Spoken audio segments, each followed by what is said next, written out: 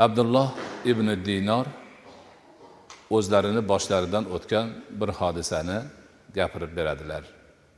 Biz Umar ibn Xattob bilan bir kuni Makka tomon yo'l yurdik.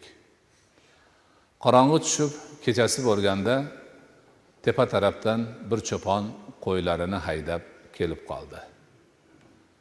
Shunda Umar, "Hey cho'pon, qo'ylaringdan bittasini bizga sot" dedi. Cho'pon, "Men qulman" dedi. Ya'ni men qulman, qo'y meniki emas. Xo'jayinimni qo'yini boqib yuribman degani. Shunda Umar aytdiki, "Xo'jayiningga qo'yni bo'ri yeb ketdi deb qo'yasan" dedi. Shunda cho'pon bir qaradi-da, "Aynalloh" dedi. "Alloh qayerda qoladi" dedi. Va qo'yini haydab ketdi deydi. Umar qattiq yig'ladi. Juda qattiq yig'ladi. Ertalab odam qo'yib o'sha cho'ponni toptirdi. Cho'ponni topib, xo'jayinini aniqlab borib, undan sotib oldi qulni. Va aytdiki, "Sen ozodsan, ketaver.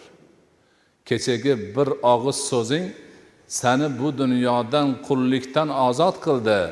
Umid qilamanki, inshaalloh qiyomat kuni do'zaxdan ham ozod qiladi" dedi. Ana, o'sha cho'ponning ismini hozirgacha hech kim bilmaydi. Otasi kim bilmaydi, onasi kim bilmaydi, keyin nima bo'lgan hech kim bilmaydi.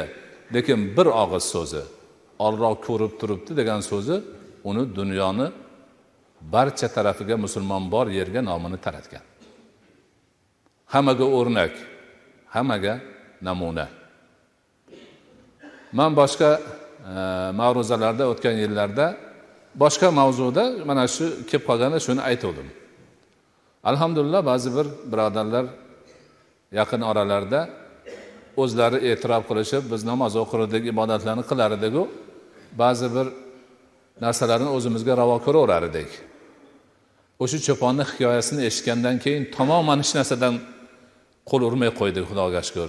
Palonchi pistonchi deb o'zini guruhini aytayapti. Agar birorta narsa hayolimizga kelsa, o'sha cho'pon keladi hayolimizga. Birimizni esimizdan chiqarib qolsa, ikkimizni eslatadi. "Ey, cho'ponni eslaga, ma'ruzadagi cho'pon esingdan chiqmasin" deydi.